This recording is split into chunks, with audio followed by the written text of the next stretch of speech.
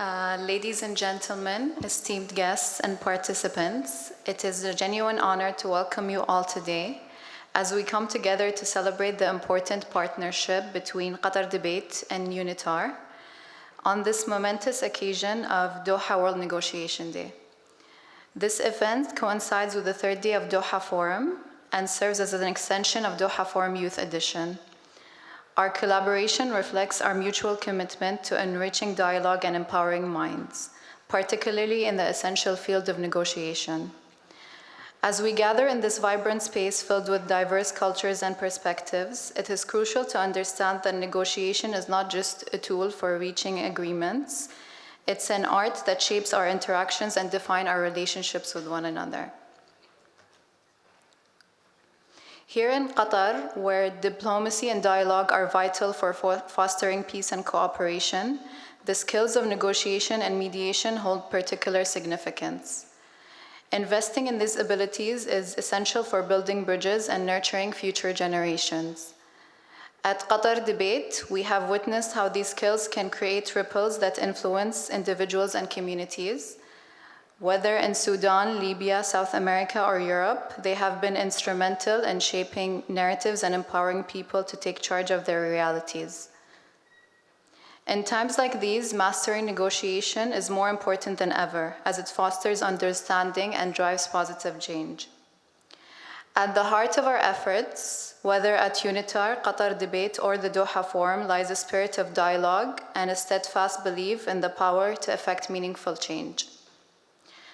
I won't take up more of your time elaborating on the importance of negotiation. Instead, I invite you to participate in the Masterclass on key cross-cultural negotiation skills. This session, titled The Power of Context, Navigating Negotiation and Mediation, will be led by my esteemed colleagues at UNITAR. I am confident that it will provide you with valuable insights. Thank you for being here and enjoy the Masterclass.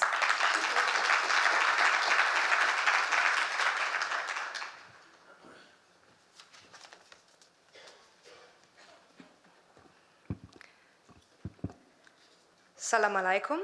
A very warm welcome also on behalf of the United Nations Institute for Training and Research to this masterclass. My name is Dr. Sabrina Wollmann, and I will be your Master of Ceremony for this morning session, as well as during this afternoon's Doha World Negotiation Day, which will commence at 2 p.m. This morning's session is 1 hour long and consists of a TED Talk, some reflections by Qatar Debate representatives, followed by a Q&A. And now, without much further ado, I am delighted to give the floor to our UNITAR expert, Professor Nicholas Cohen-Palo, preceptor in public speaking at Harvard University. Professor, the floor is yours.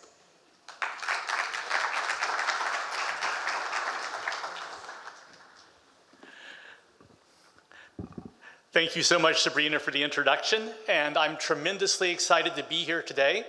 I must begin by thanking the organizers of the event, the Doha Forum, Qatar Debate, and UNITAR for the opportunity to speak to all of you today.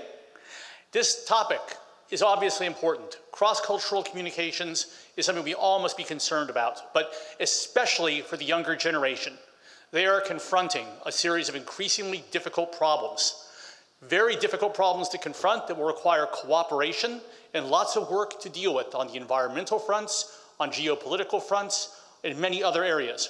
And the opportunity to speak and to help enhance the toolkit of everyone involved is one of the great honors of my life. Now, I have a great passion for training young leaders. The Youth Forum is a great place to do that. And I'm excited that we'll be able to involve members of Qatar Debate in the presentation.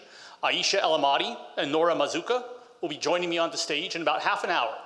But before then, I want to focus on 3 different themes that are very important to cross-cultural negotiation, especially, but negotiation in general. Calculation, curiosity, and connection. Now, calculation is something that's part of any ordinary negotiation training. If you listen to a YouTube video, go to a negotiation seminar, they will trot out some kind of a formula for you, like a SWOT analysis, strengths, weaknesses, opportunities, and threats, that will then lead to determining the BATNA, the best alternative to negotiated agreement, that will then lead to the WATNA and the MELANTA, the worst alternative and the most likely alternative, that will then allow you to create a walkaway point and your opening offers. This is all very nice. You can get that anywhere. But cross-cultural communications are like three-dimensional chess. In those seminars, you learn the two dimensions. You learn how to do a calculation. AI can do that. Lots of things can do that. And if it were as simple as finding the optimal outcome, like a mathematical equation, negotiation and mediation would be a very simple exercise indeed. However, it's much more than that, because emotion is involved.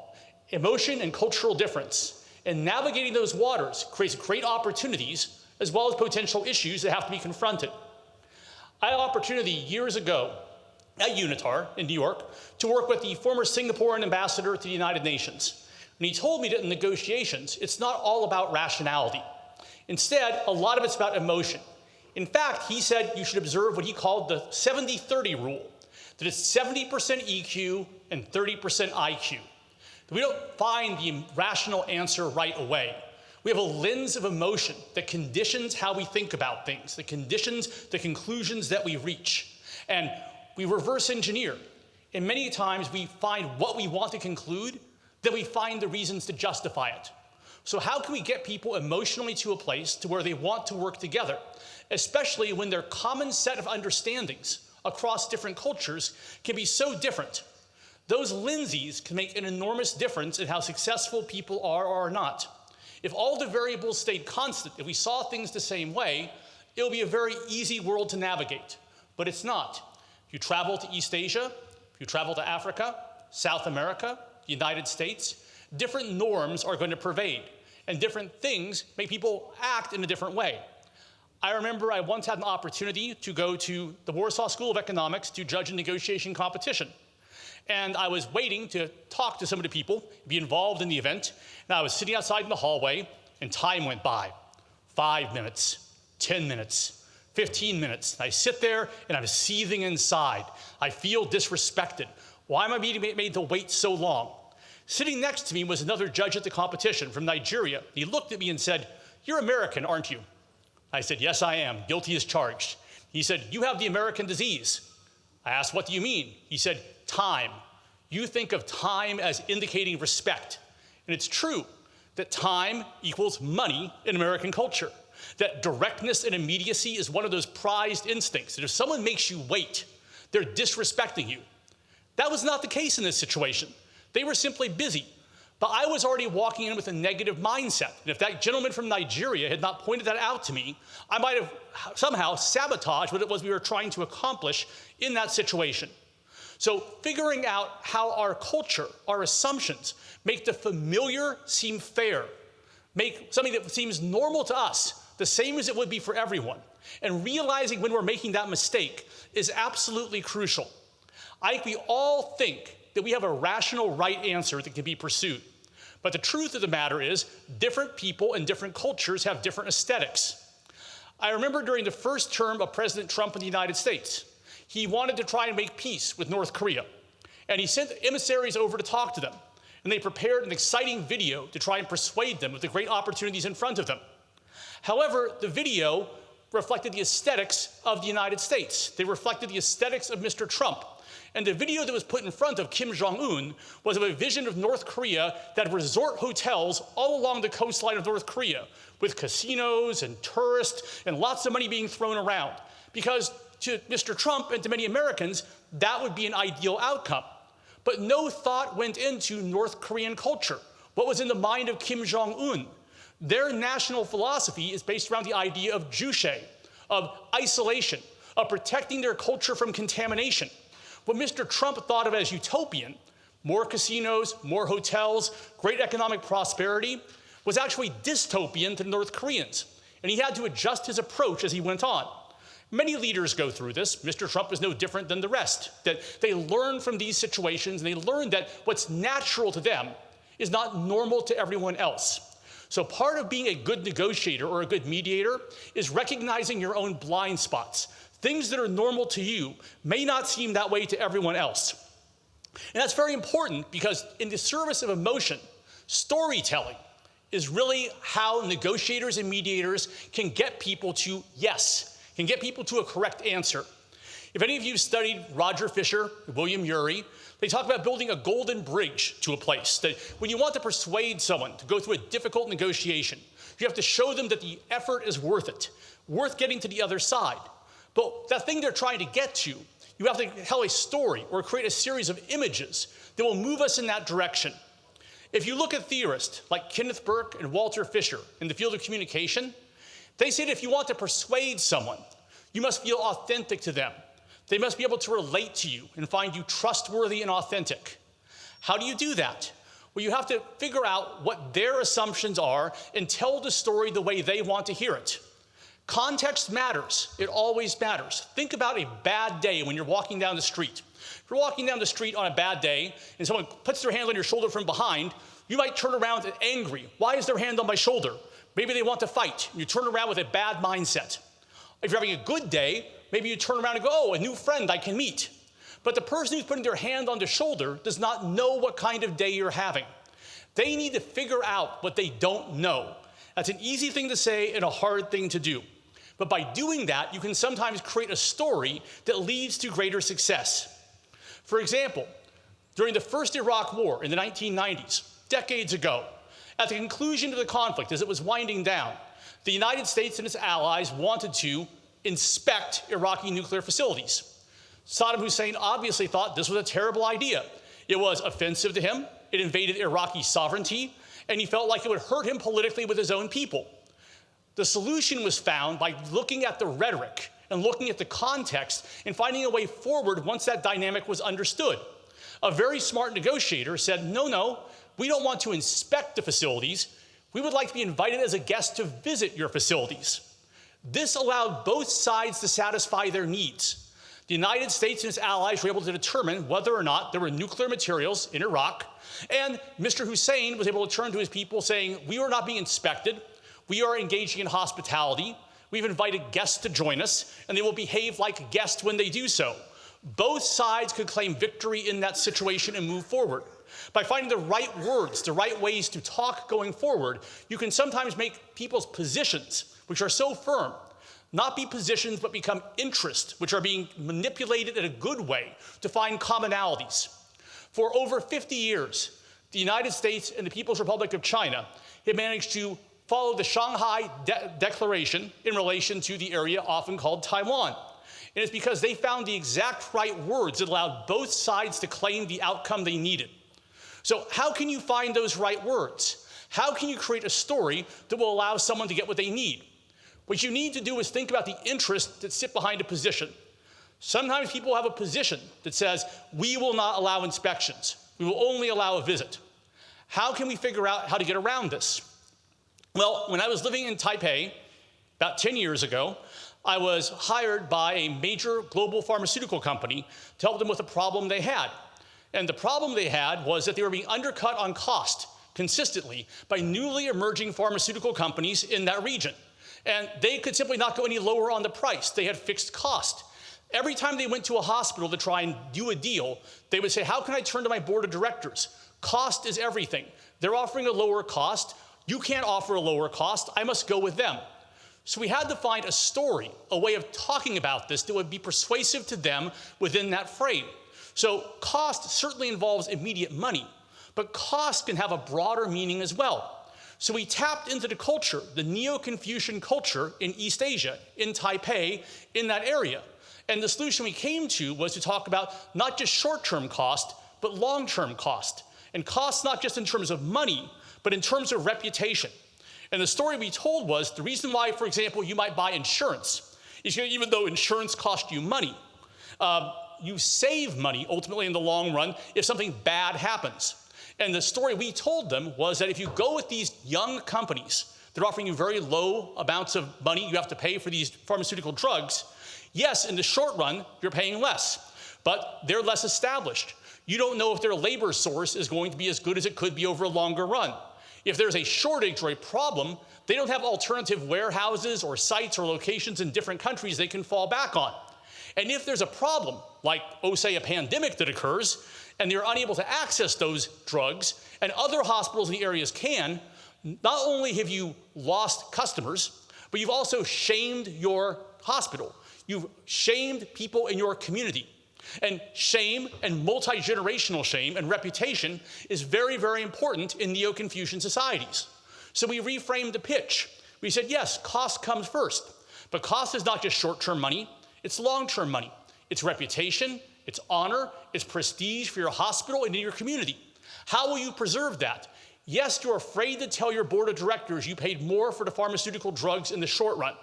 But in the long run, you are able to turn to them and go, look, we bought insurance against potential problems. Because what if there is a shortage? What if people start to die? Then what will you say to the board of directors then? I saved a little bit of money in the short run, but sorry about the fact that our reputation has been trashed because of this. That's no good. So finding the right story is crucial. But how do you get to the right story? How do you get that information? And that's where the second variable beyond calculation comes in. That's where curiosity comes in. You have to know what you don't know. It's an easy thing to say and a hard thing to do. I recently had a chance to visit Saudi Arabia for the first time, and I had all the terrible stereotypes most Americans have about Saudi Arabia. When I arrived there, I was completely wrong. It was a very warm, welcoming, hospitable society.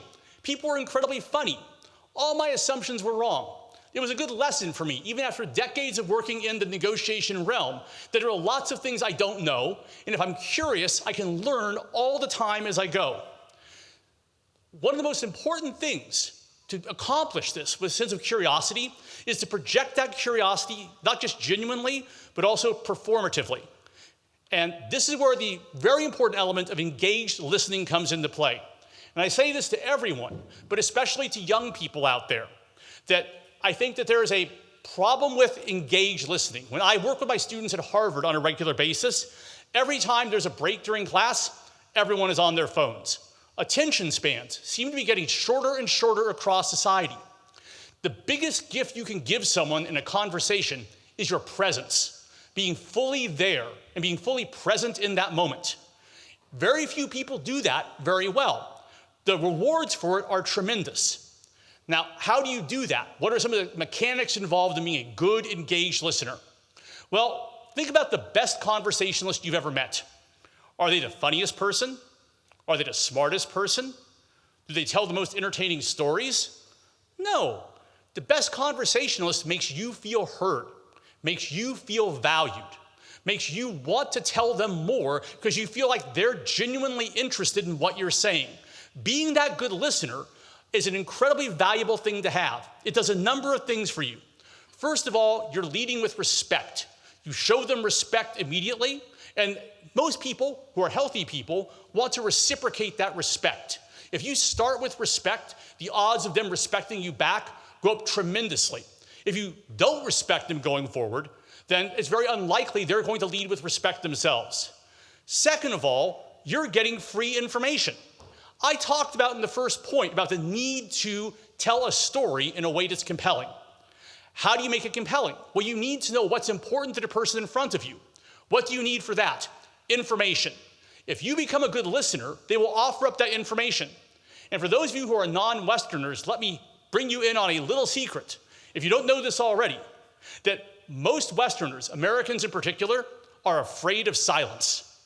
In the face of silence, they will want to fill it. They will start saying things. They'll start offering you free information as you go. And that's information you can use to complete your story, to figure out what it is they want and what they need, and respect is also being conveyed at the same time. It's a win-win situation. Being able to be quiet and be calm and show people respect that you're a good listener makes a huge difference. There are physical and verbal elements to this. Physically, do an inventory of yourself. If you can, if you're brave enough, videotape yourself during a conversation in a phone negotiation. You'll notice a few things. For most people, they're listening to a conversation, they're listening, and they're thinking of what they're going to say next. At the moment they think they have you and they want to say something, their eyes will kind of get this dreamlike quality to them. They'll sort of drift away a little bit. And they don't think that's being noticed, but trust me, if you're sitting across from someone and they get that far away look in their face like they're planning what they're going to say, they've stopped listening to you at that moment. And you can tell that. You almost want to stop and go, why am I still talking? There's no need for me to talk. Just say what you're going to say. There's no respect being conveyed. The information flow has been shut off. So think about what you're doing with your eyes and think about your body language. A lot of times people lean back and look very lackadaisical. With my clients, I'm always like, you want to look forward, be leaning forward. Maybe not staring at people, but looking in their general direction, looking for clues for what they want all the time. With your body language, don't kick your feet up in a relaxed manner. Instead, maintain a professional bearing, but show that you're engaged physically and mirror their language. If they're looking tense and intense, show that intensity in your body language as well. And that mirroring goes to the verbal. The very best communicators will be listening carefully, and they will affirm. And when there's a break in the conversation, they will say, wow, I didn't realize you felt this way. And they'll repeat back to them part of what they said. That shows you are really listening, and it offers affirmation to the other person in front of you. Also, don't interrupt. It's a hard thing to do. Unless they look at you like they want to say something, let them finish. Show them that respect. And ask lots of open-ended questions. Ask questions like, how can we make this better? Why do you think they're acting this way? Things of that sort that invite them to say more. Don't reach conclusions. Don't make accusations right away. I think one of the best examples I've seen of this, I had a chance to work with Ambassador Shakur of Egypt, who was the first female ambassador to the United Nations from Egypt. And I asked her how she was able to accomplish that. And she said, well, I had to find a common factor that we could all coalesce around. And that common factor was the Quran, the Holy Quran. And at first I thought she meant like, oh, she would quote scripture to them and wag the finger at them. No, Ambassador Shakur was far smarter than that. Instead, she had done her homework before the conversation. She knew there were several passages from the Quran that might support her cause. So when dealing with senior male officials around her who felt like they needed to protect their reputation, to keep their sense of honor intact, if she lectured them about the Quran, it would be taken very poorly. But instead, she would turn to him and go, brother, I think I know something that might be helpful, but I'm having trouble understanding this passage. Can you explain this passage to me? And she would indicate the passage. And he would start to explain it to her. And about halfway through the explanation, he would realize what had happened. She had picked a very intelligent part of the Quran to ask him to interpret. And as he was explaining it to her, he realized her point. He was able to save face at that moment in a significant way because he was doing the explaining. She was not wagging the finger at him, but he also knew how smart she was because she had selected the right passage to ask him to explain. This is what a good active listener does. They are openly engaged in these kinds of things, and you can practice this skill all the time. Pick the most boring person you know. Sit down next to them and try and make them feel incredibly special. Use your body language. Use your mirroring. Ask open-ended questions. The more boring they are, the better the practice. And many of us have been stuck in these horrible, horrible Zoom meetings or Teams meetings where you're stuck with all these squares in front of you. This is a great time to practice your engaged listening. It's what I do all the time in boring Zoom meetings. I pretend the person in front of me who's talking on the screen is the most interesting person on the planet. All my facial expressions, all my body language, I'm trying to be like an actor to make them feel as respected as possible. If you begin to cultivate that skill, you will be considered a great listener. People will offer more information. They'll want to deal with you on a more regular basis. And it helps you create a situation where you know what they need to win.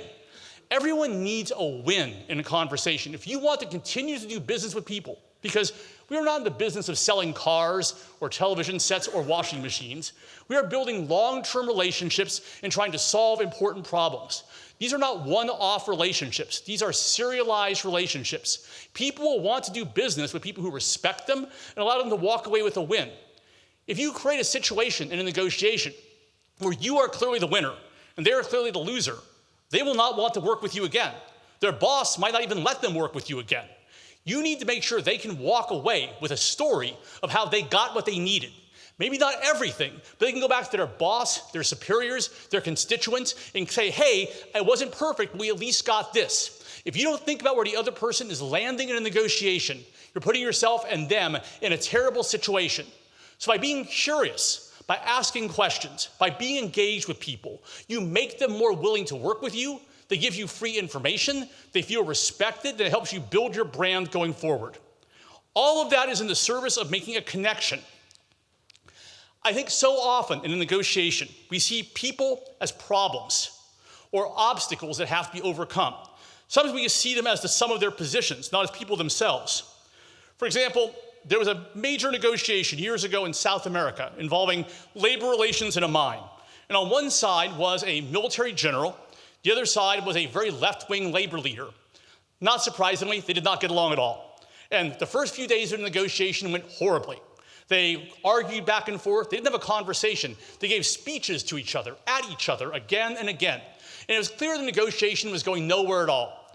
Finally, as a last resort, they said, go into a room for half an hour and talk about anything but the negotiation, anything at all. It doesn't matter what it is.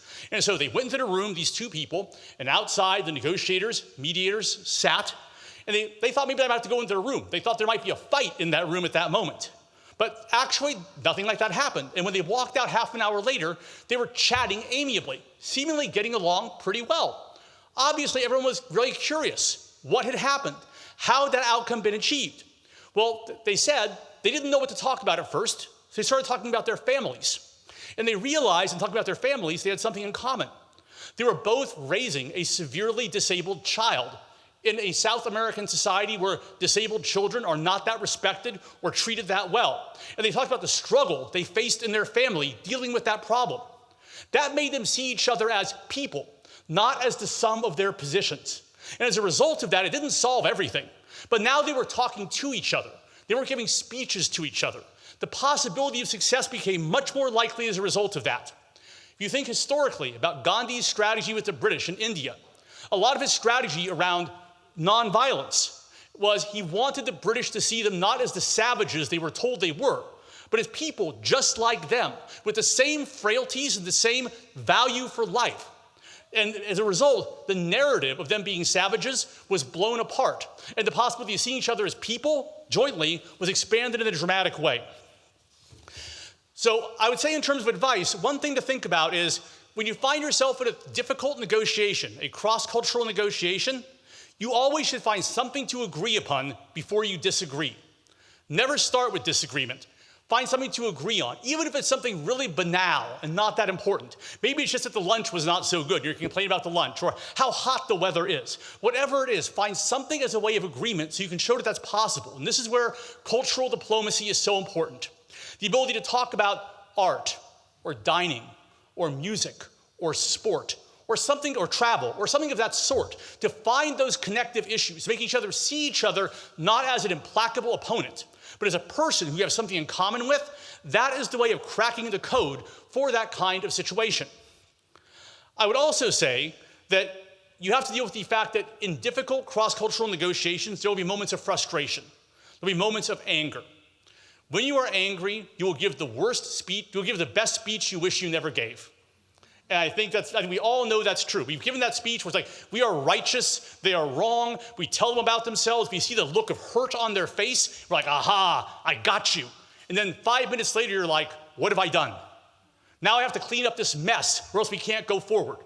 So you should always use emotion and anger if you are representing someone as a tool, like a surgeon with a scalpel, rather than someone who's engaging in their own emotion, especially if you are working for an organization or a nation. It is not you personally who's involved in this. You are a representative.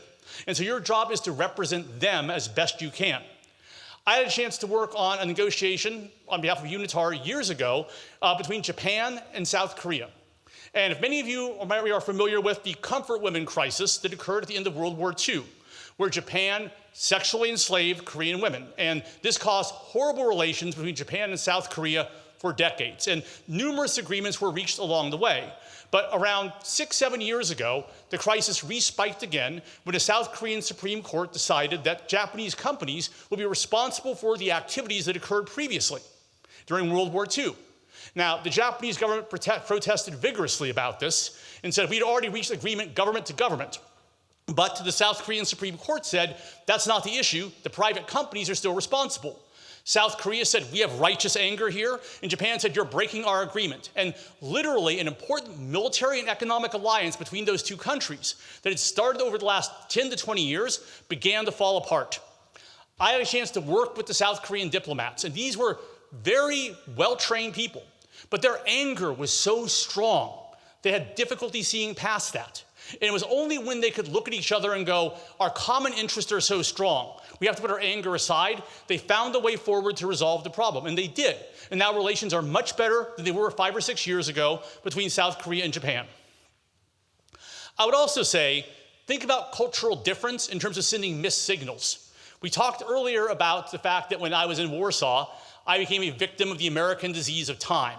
But the big thing in cultural negotiations is to follow the medical principle of the Hippocratic Oath of do no harm. Try to make as few mistakes as you can and be open and listen a lot. There are some big differences that can occur between cultures. For example, what yes means in one culture can mean something very different than another culture. When I was in Japan recently, I was introduced by a friend to the notion of what he called the Japanese yes. Which when they say yes, they're not agreeing to the deal. They're saying, I understand what you're saying. I hear you. Good, yes, yes, yes. Many Westerners come in and think the deal is done. It's not, okay? If you're in certain cultures, if you hear yes, the deal is done. If others, it means you've been heard. And that's sort of a low disclosure, high disclosure thing.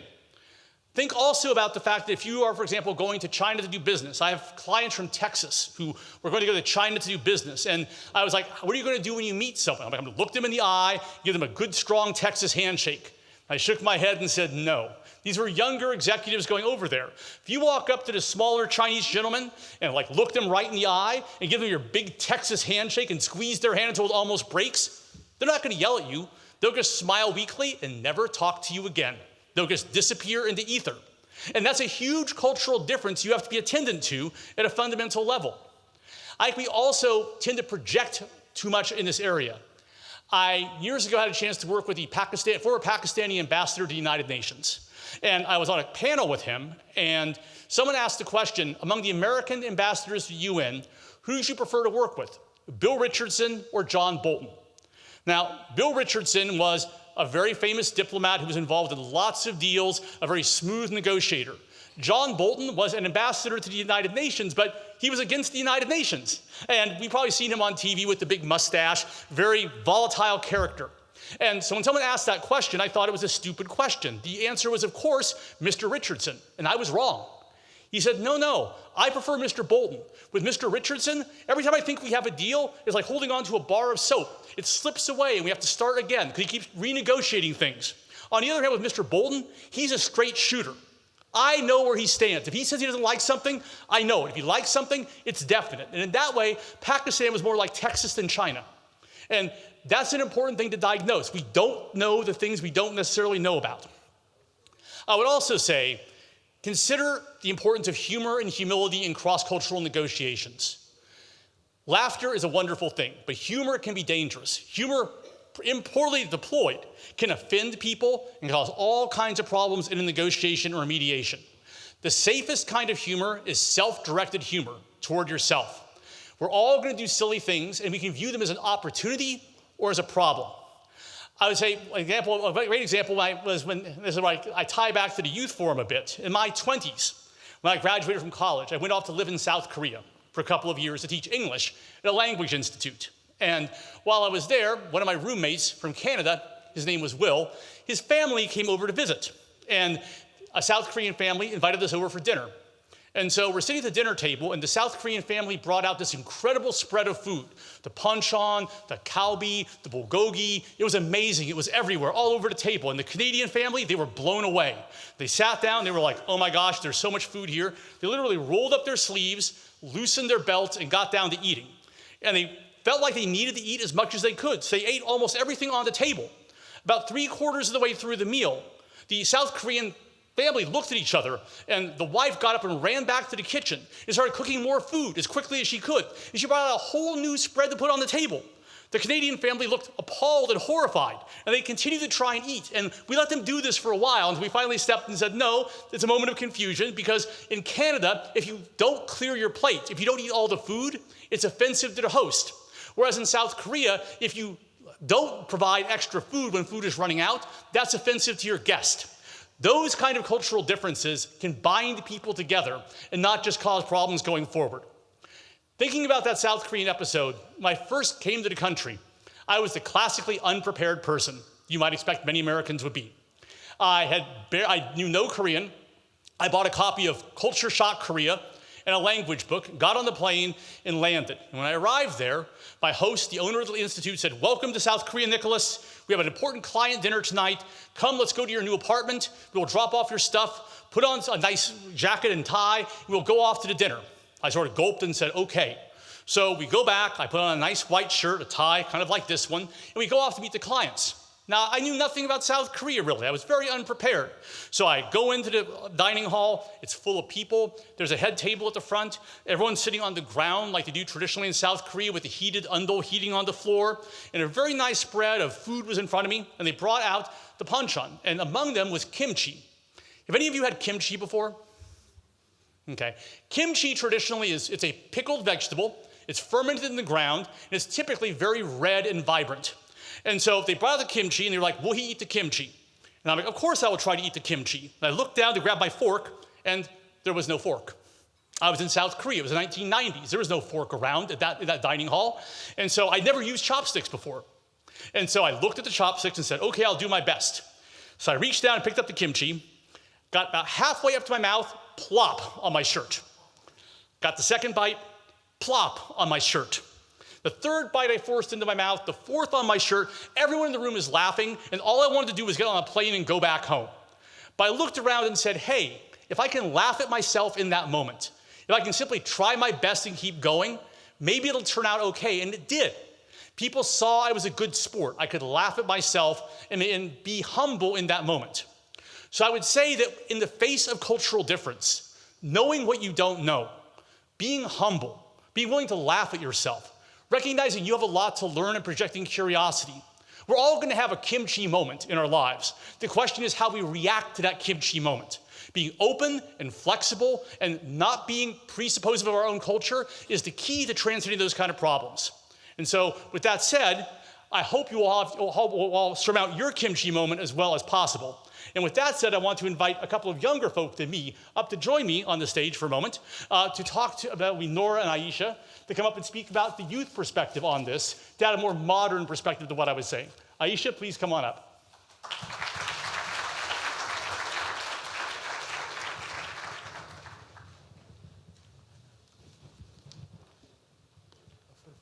First of all, thank you, Professor Nicholas, for the welcome. Assalamu alaikum, everyone. My name is Aisha Al-Imadi. I'm an international politics student at Georgetown University in Qatar. Most of my journey, both academically and personally, has revolved around understanding people, cultures, and the stories that create the lens through which we view the world. A huge part of that comes from my background with Qatar Debate. I've competed, volunteered, and worked with students from various countries to create different policies, a shared goal, and a common ground. What I learned very quickly is that debate is not just about proving a point. It's about learning how to listen, how to respect differences, and how to communicate with intention. And that, at its core, is negotiation. Aside from being one of the most accomplished debate organizations, Qatar Debate has also given workshops on negotiation. The most important point that was emphasized to my colleagues and I was to know our audience. And how many of us here are Gen Z, with a raise of hands? I think we've all heard the saying, to be seen is to be known. But when we adapt that to cross-cultural negotiation, seen translates into different concepts, such as we must know the culture of the entities we're communicating with, the political beliefs they stand by, and the context we're currently living in. Especially in a world so fractured, we must first bridge our realities in order to find a common ground.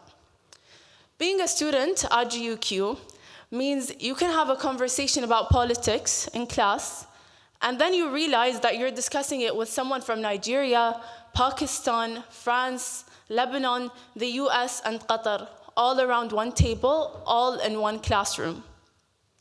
Every class becomes a negotiation of perspectives, encompassing different cultural backgrounds, values, histories, and interpretations of the same event. Somehow, instead of clashing, those differences deepen our worldviews. They encourage us to escape the bubble we've been in and remind us that learning is not just about absorbing information.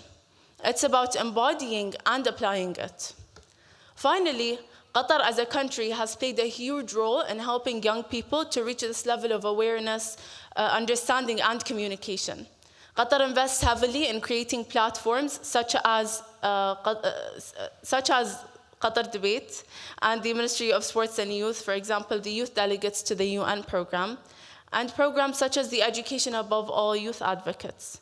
The message through all of these programs and organizations is that youth should not only understand the world, but should start productively contributing to it by painting the picture of a future they strive for and working towards achieving it, which is exactly what we're doing here at Doha Forum and we've been doing in the Doha Forum Youth Edition. Thank you, and I hand the floor over to Noura.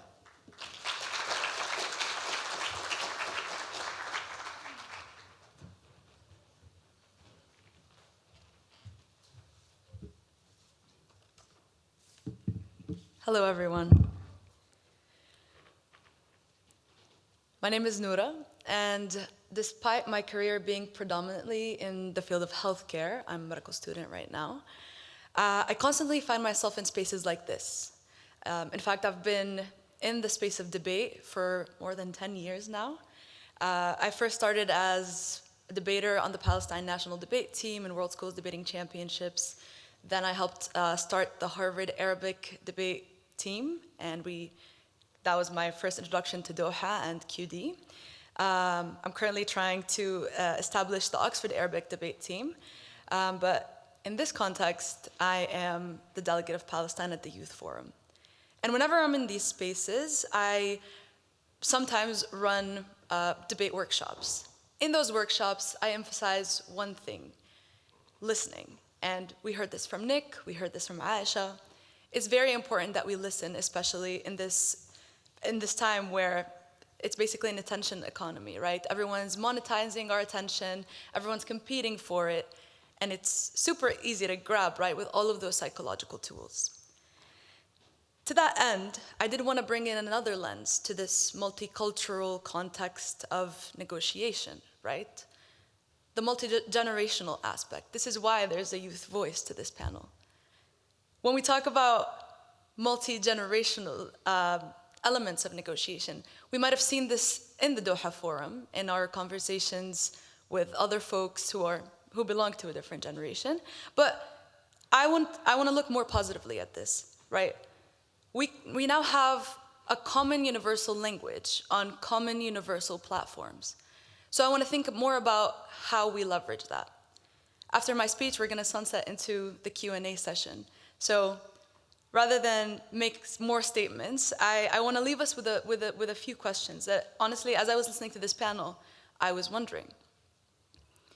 How do we leverage these platforms to connect with one another and kind of lessen this gap that is across our cultures?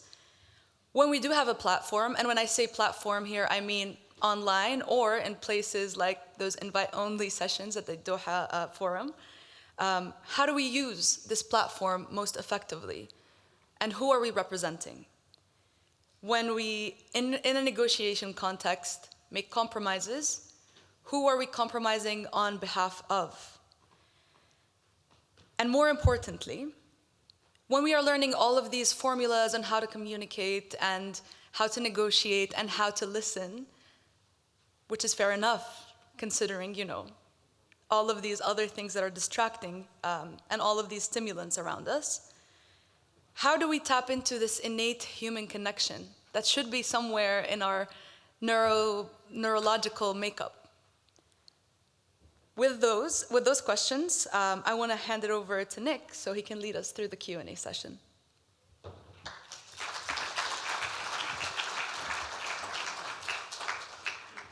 Thank you, Nora, and Aisha, come on up. I do want to say, again, as someone who was a debate coach in the United States for almost 20 years, I love the power of debate. The voice it gives people, especially young people, is enormously important. But a key difference in negotiation and mediation between that and competitive debate is in competitive debate, you're arguing for a judge who's going to pick a winner and a loser, and you have an opponent who you're trying to defeat. Whereas in reality, in most of the real world, you have to convince each other. And finding the way to do that is an incredibly difficult way of shifting the way you communicate. Debate provides all the tools and the mechanisms, but negotiation and mediation is like debate on steroids. Because not only do you have to be convincing, you have to convince your opponent to agree with you and turn them from an opponent into a partner. And when you see great young leaders like this, Nora and Aisha, they're the future of the way to do that. They're going to create a bridge to find a way to let argument and reason through persuasion and mutual respect allow us to reach the best possible outcome and solutions to crucial global problems going forward. We should all feel very optimistic about the contribution of Qatar debate and young people like this. So with that said, we'd like to take questions from the audience for the next 20 minutes or so. We have a couple microphones going around, so just raise your hand and someone will find you with the microphone, I believe.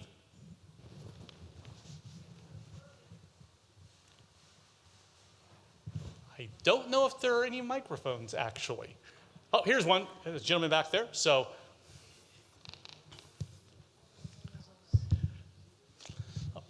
thank you. Good morning, everyone. This is Brukas Charlo, delegate from Ethiopia. I work as a president at my own organization, which is called Ndarasi Youth Association. We focus on leadership and youth diplomacy also. Thank you so much, Professor. I really enlightened, and also I was just looking at myself on the situation that you mentioned at last. So my question goes as follows. Most of the time, as young leaders or users, we are full of the ideas, the conviction, the creativity to change the world or to do something. But what we lack is the discipline and also the commitment in a way that we shape our ideas into more practical thing that can make a difference. I think that's the difference between us and elders. So how we can narrow the gap between elderlies or leaders and the young people in a way that we can be more disciplined and committed to our ideas. I think it's an eternal struggle, which part of the strength of youth is passion and enthusiasm and energy. And part of the strength of the older generation is experience and perspective and the ability to accept short-term losses for long-term gains. Both groups have to work with each other to get to the ideal outcomes. From the younger side, you have to understand that for older folk, they're insecure. They feel like their ideas are fading in terms of importance. They might project all this confidence, but they're afraid the young people don't respect them or understand them. So my advice would be to lead with some respect. Even if you don't feel the respect that strongly, lead with respect and acknowledge their experience, and then offer to build on that experience, to acknowledge that they are the foundation. You're helping to build their temple even higher. You're going to take their reputation and their ideas and their foundation and do something even more wonderful with them to honor them and the contribution they've made.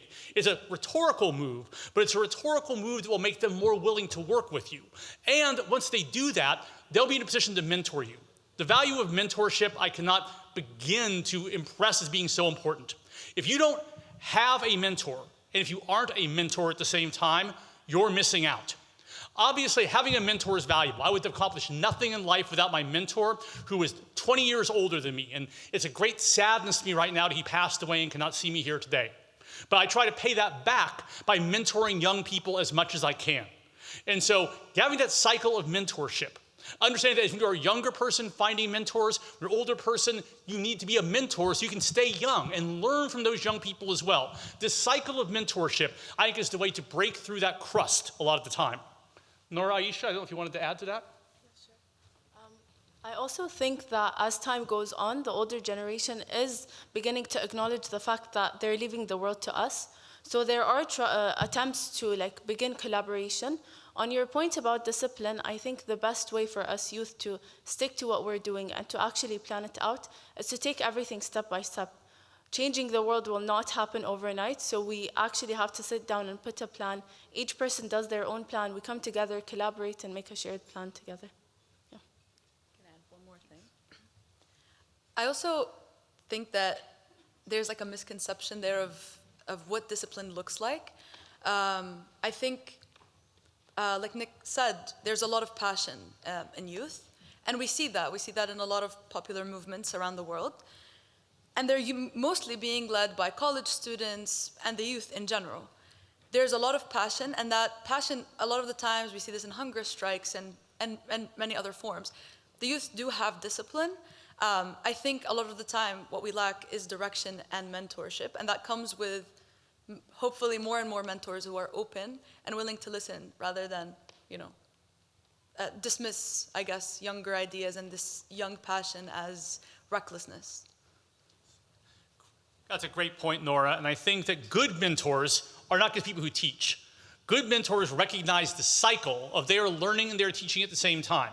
I'm mentors to several people. I didn't even realize I was a mentor to them until they told me I was. I just thought of them as a colleague who I was exchanging ideas with. And only when they called me a mentor, I was like, I guess I am. And to me, that represents what Nora is saying we should all strive to do going forward. Thank you for that question. Are there other questions? Please. That was an excellent session. I'm Sajini from Sri Lanka. I'm a lawyer and a legal analyst at a think tank. I'm also a climate negotiator for Sri Lanka. I would like to know how would you tackle more serious situations at negotiations like cultural divergences in terms of human rights, equality. When there are serious situations like that, if you have any experiences, how to balance such discussions. Thank you. That's a great question. And obviously, those are situations where emotion is running especially high. I feel like this is where engaged listening really comes to the forefront, that you can't get someone to try and find compromise ground with you until they feel respected, until you've acknowledged the problem they're talking about. So often we walk into situations where there's a position. This is what we're going to do, this is what we're not going to do. We're going to acknowledge your problem or not acknowledge your problem. You can, if you will listen to someone, you will sometimes find a way to find a middle ground, and even if you can't, they'll feel heard. Long ago, I was a school administrator in a school, and I was in charge of discipline. If there was a fight in the school, people would be brought into the office, and I would be brought to me, maybe to face punishment. And I quickly realized the best thing I could do in a situation like that was to sit back and hear them out.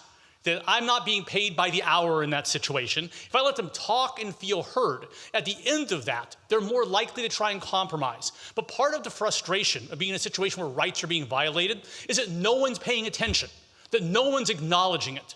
Maybe the solution won't be easy, but it must begin with acknowledgement of the problem and the fact that an injustice is being done. And so if we can begin with that by acknowledging on one side that an injustice is being done, and on the other side, that moving forward is not easy, it will be difficult. Once both sides have acknowledged the humanness and the difficulties they face, then there's a potential to go forward. That's part of seeing people and not problems, not as opponents or obstacles, but as opportunities. Nora, Aisha, did you want to jump in? I'm mildly surprised. I thought Nora would jump in for sure after her last answer. But yes, so I think it's a great question. And there's no easy answer on issues like human rights. I think Gandhi had it right. You have to get people to see you as humans. If you are being oppressed, you must make the oppressor recognize they're not just doing something to an object or an animal. They're a person just like you. Once that happens, it becomes much more difficult to rationalize internally the oppression that's going on. Once that first crust is broken through, there's a possibility, not a certainty, but a possibility of moving forward. It's the first step. Actually, I will jump in. I go back to the world of debate, and one of the first, regardless of what debate format you are in, one of the first things that we teach or learn is to agree on a framework. I think, and so that entails definitions of what humanity is, what human rights look like, all that good stuff. I think it's really difficult to have a conversation if you have significantly different definitions of that. And I think you were kind of alluding to that in your question. I'm honestly not quite sure how you bridge that gap except by listening and trying to reduce the difference in definition, which, going back to what I said earlier, might entail a lot of compromise. And sometimes, and feel free to disagree with what I'm about to say, hot take, I think sometimes the best thing we can do is walk away, reframe, rethink, and then decide if it is actually worthwhile for us to engage in a conversation. That's a great point, Nora. And I think that the notion she had of appealing to a neutral standard, like the Universal Declaration of Human Rights, like a number of other areas, or a party or a person who both sides mutually respect, or a principle, or a historical event, or a cultural event they both take value in. That can become the binding agent going forward. And yes, Nora, absolutely. Sometimes the conversation runs too hot on important issues, and walking away for a moment allows people to have perspectives. The notion of walking away temporarily to avoid walking away forever is something we usually think of as defeat. As long as we're talking, we're not fighting, is something that's being heard. But sometimes the talking becomes so animated, it leads to fighting. You have to take a break for a moment to get perspective and to realize that you have to get to a solution together. That even if you're right and the other person's wrong, you have to find a way forward or people are going to suffer. Yes? Hi, my name is Dylan Pereira. I'm from Venezuela and currently doing my master's degree in human rights and developing a youth forum for dialogue and reconciliation in Venezuela. And it has been quite challenging, I have to say, to the current context. I would like to have your insights on, in this area of polarization, radicalization, where division is the common trend, not only in politics, but also in socioeconomic debates. What are the vectors or suggestions for us to find common subjects or topics that we can work on that unify people instead of dividing? And also especially the role of young people in civil society in this kind of processes. Thank you. Wow, that's a lot to unpack there, but I'll do my best to start, which is there's a saying that the enemy of my enemy is my friend. Now, I don't apply that to people as much as to problems, which is developing nations and lesser developed nations have certain common problems. For example, the environment. We all have to live in the same environment regardless of our various positions in it. So we need to find a goal to work together. So when you are in a conflict with someone, try and find something, a broader principle or a broader project that you're working toward as a first step toward moving in the same direction, to recognize you do have something in common.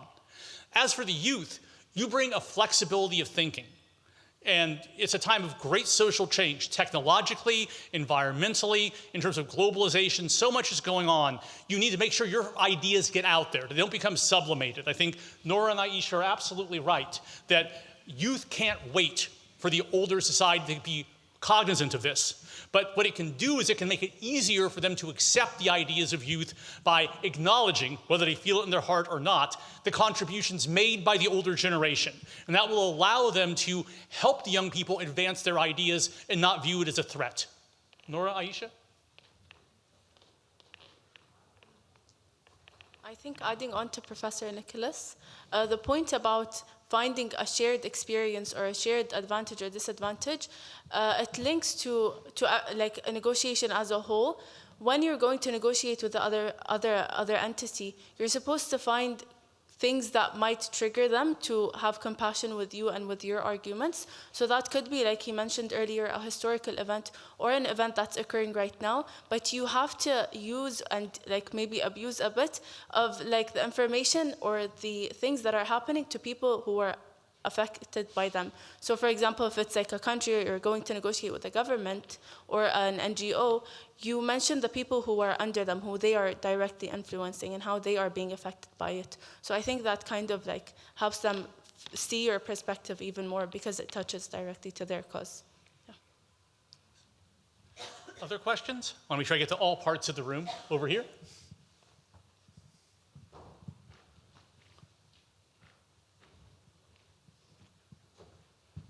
Assalamu alaikum. Thank you so much for your insightful presentation.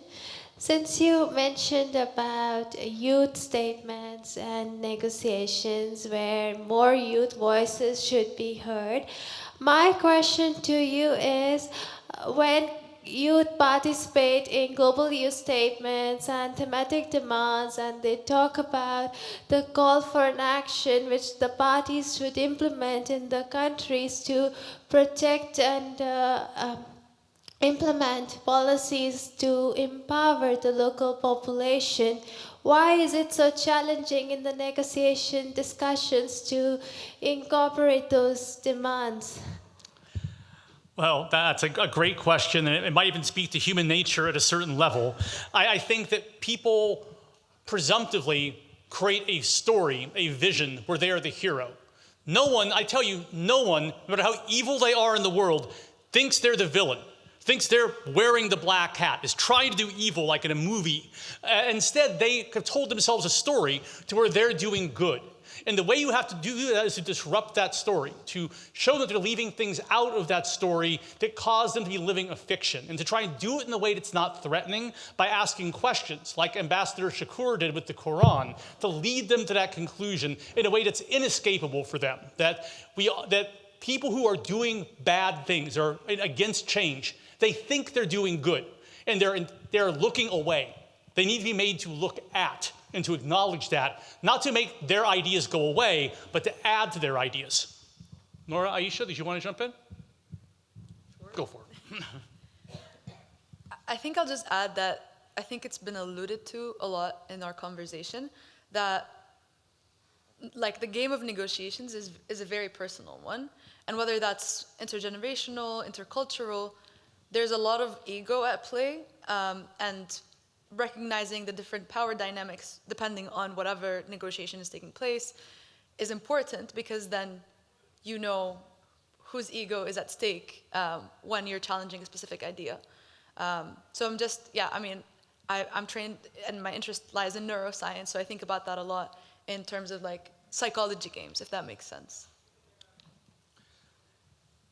That's a great point, Nora, and I think that part of what has to happen is you have to create a situation where they can agree they were wrong without admitting they were wrong, that they are learning something new and they're being added to something as well. So that's an easy thing to say, but a hard thing to do. Next question. Oh, there are so many hands over there, I don't even know how to pick between them. Let's go to the far side over there, to the gentleman. Yes, you, sir. In the blue suit, yes.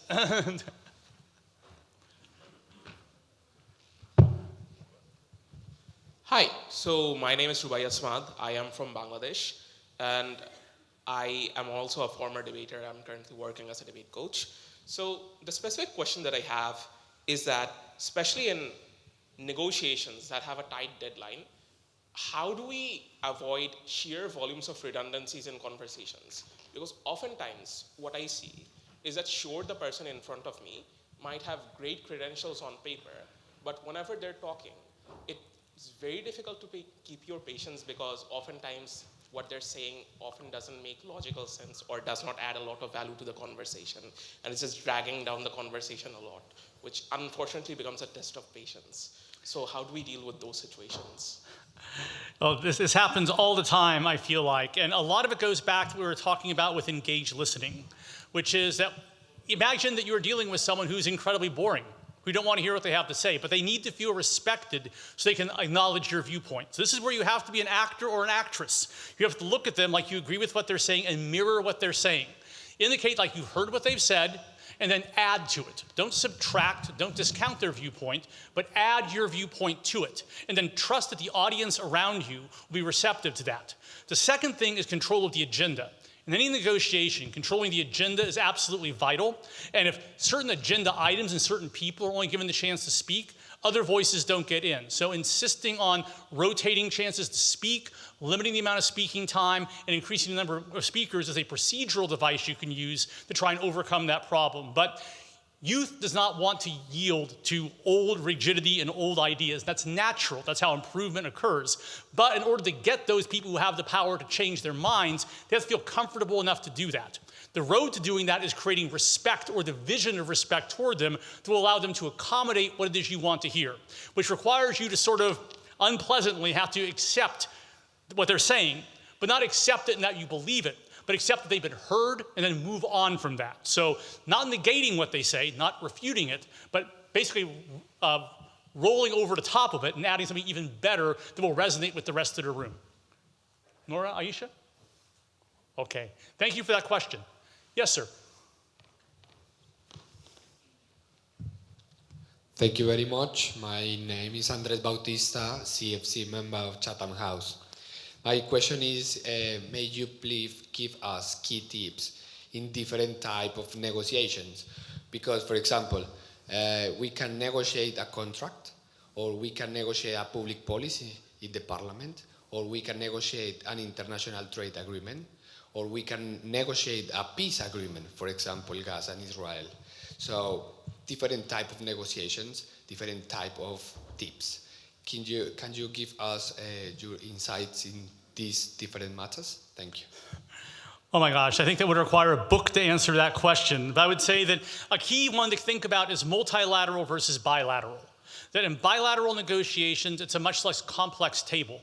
In multilateral, you have to deal with all the interior relationships that are going on there. So I think that trying to, in difficult negotiations, break them into small bilateral chunks and get small victories and confidence building in the short run before returning to the multilateral table is a good way of getting around the seemingly impossible problem of how do we get all the cats to march in formation at the same time. If you have 7 or 8 cats and you want them to walk in a row, it will never happen. Maybe one cat will follow another cat. And so as a function of that, try to get bilateral things locked down to establish faith that the seemingly impossible is possible as a foundation to go forward. That's one thing I would think about. And that's not just bilateral in terms of the parties involved, but you're talking about a bunch of complex negotiations. And I certainly don't want to step on the third rail, for example, of Gaza and Israel right now. But I think a lot of people would say breaking the situation into smaller chunks, dealing with them chunk by chunk as you go, rather than trying to get a grand bargain that brings everything together, is more likely to yield success than hoping for everything to come together all at once. Now, as I say that, I'm going to turn to Nora and ask her what she thinks about this. This is how we create peace in the Middle East. No, I'm kidding. I guess smaller chunks work. I'm not honestly sure. A lot of the times we're asked this, and I think again, I bring it back to the question of compromise and what is compromisable and who is on the table. I think.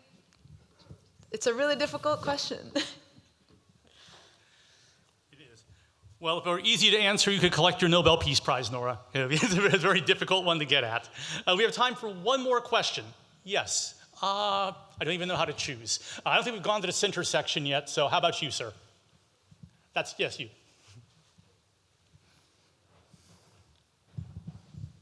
Thank you. My name is Pedro. I'm from Brazil. I'm an international analyst from FGV. That's a major think tank in Brazil. My question is both to Nora and Aisha, because I think in our reality in Brazil that we have a gap. This relates to the question from my friend from Ethiopia, because we have a gap that's bigger from my generation. I'm from 1999. I'm 26. And it's bigger from my interns, who are 4 years younger than me, than to my boss that's 10 years older. Do you feel this is the same thing? How can we bridge this gap, not between us and the elderly, but the younger? I think, yes, we do see this gap a lot. And one way to approach it is to be understanding of it, understanding of the gap of maybe the lack of information that they may have, maybe the gap in experience that they may have.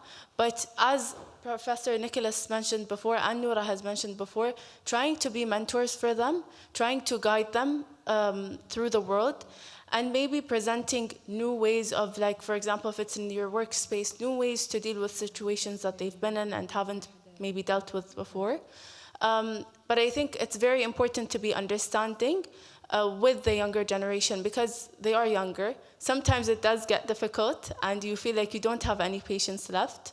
But I think that's something we need to remind ourselves, to give each other more grace and understanding, and to help each other develop more. I'll keep this brief, but I totally understand what you're talking about. For the past couple of years, I've been running a kind of college counseling initiative to make universities more accessible to more people. And so I work with a lot of people who are younger than us.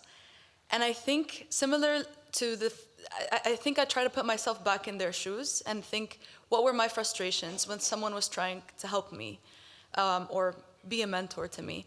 And I think this brings us back again to what Nick was talking about earlier, about being curious and giving them the grace and space to do their, I think they're Gen Alpha now? I'm not sure where we're at. But to give them the space to do their thing and kind of lead with acceptance. I think that, and creating space for them, because I think a lot of the frustration is always like, this next generation, they're reckless, they're all over the place.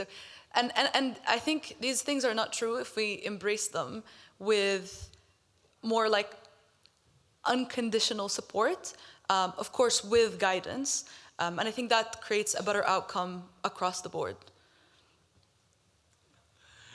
Thank you, Nora and Aisha, for your impressive insights on that issue. It's a great question. However, I've noticed that we are over time, and as an experienced public speaker, I learned long ago, never stand between an audience and their lunch. And so we will stop the formal part of the presentation. I will linger behind on the stage. Perhaps Nora and Aisha will as well, to answer any questions you have directly just at the stage. But we'll consider this part of the program closed. We have some comments from our organizers, so we'll yield the floor to them. But thank you so much for your time.